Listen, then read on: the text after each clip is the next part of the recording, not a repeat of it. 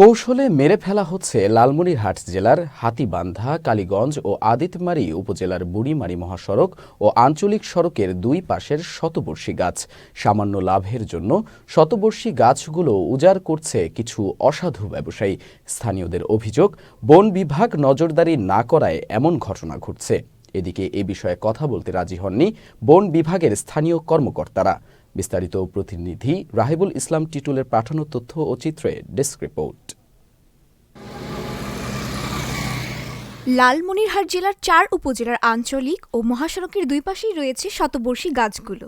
এতে যেমন বেড়েছে প্রাকৃতিক সৌন্দর্য, পাশাপাশি রক্ষা হচ্ছে পরিবেশের ভারসাম্য। অথচ বর্তমানে এইসব গাছ কৌশলে মেরে ফেলে কম টাকায় বিক্রি করে দিচ্ছে কিছু অসাধু ব্যবসায়ী।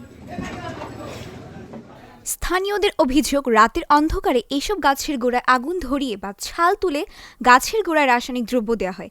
এতে গাছগুলো ধীরে ধীরে শুকিয়ে মারা যায়। পরে গাছের ডালপালা অল্প অল্প করে কেটে বিক্রি করা হয়। এই এলাকার বন বিভাগের দায়িত্বরতরা সঠিকভাবে দায়িত্ব পালন না করায় ধীরে ধীরে ধ্বংস হচ্ছে শতবর্ষী গাছ বলে অভিযোগ স্থানীয়দের। এই গাছগুলোকে পরিকল্পিতভাবে ধ্বংস করা হয়েছে ব্যক্তির স্বার্থে। গাছের গোড়ায় কীটনাশক ঔষধ দিয়ে গাছগুলোকে পরিকল্পিতভাবে মেরে ফেলে গাছগুলোকে পরবর্তীতে ব্যক্তিগতভাবে কেউ কেটে নিয়েছে, কেউ হয়তো কর্তৃপক্ষের সময় যোগ সাজস করে কেটে নিয়েছে, এবং এতে করে আমাদের পরিবেশের ভারসাম্য নষ্ট হয়ে গেছে। আজকে আমাদের প্রকৃতি প্রায় বিপন্নর পর্যায়ে। আমাদের এই বিষয়গুলো দেখতে হবে, এবং আমাদের যে রংপুর পাটগ্রাম মহাসড়ক যেটি আছে লালমনিরহাট থেকে পাটগ্রাম, এই মহাসড়কের যে শতবর্ষী গাছগুলো ছিল, এগুলো আমরা দেখেছি কিছুদিন আগেই জেলা পরিষদের নাম ভাঙিয়ে এরা সমস্ত গাছ লুটপাট করে নিয়ে গেছে। যারা এই গাছ খেকো এবং যারা এই গাছকে ধ্বংস করতেছে তাদের ব্যাপারে কঠোর পদক্ষেপ নিতে হবে। আমরা দেখেছি যে লবণ দিয়ে, আগুন দিয়ে গাছ মেরে ফেলে সে গাছ বন বিভাগের সহায়তায় সে গাছ নিলামে তোলা হয়েছে। জ্যান্ত গাছকে জিম্মাদারির মাধ্যমে নিলামে দেওয়া হয়েছে। মহাসড়কের দুই ধারের যে গাছগুলো শতবর্ষী গাছ, হাজার বর্ষী গাছ ছিল, সেগুলো নিধন করা হয়েছে। এদিকে জেলা প্রশাসকের কাছে বিষয়টি তুলে ধরলে তিনি বন বিভাগের সাথে কথা বলে ও তদন্ত করে ব্যবস্থা নেওয়া হবে বলে জানান।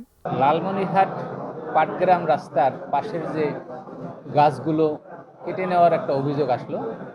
যারা কেটে নিয়েছে এগুলো আমরা অভিযোগগুলো নিলাম, অভিযোগগুলোর উপরে প্রতিকারের ব্যবস্থা করব, এবং যেই গাছগুলো এখনো আছে এই গাছগুলো কোনোভাবেই যাতে নষ্ট না করা হয়।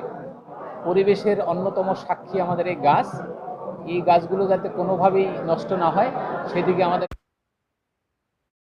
প্রয়োজনীয় ব্যবস্থা নেব। এদিকে উপজেলা বন বিভাগের কর্মকর্তাদের সাথে কথা বলতে গেলে তারা ক্যামেরার সামনে কথা বলতে রাজি হননি। Tulsi Ghosh, channel S, news desk.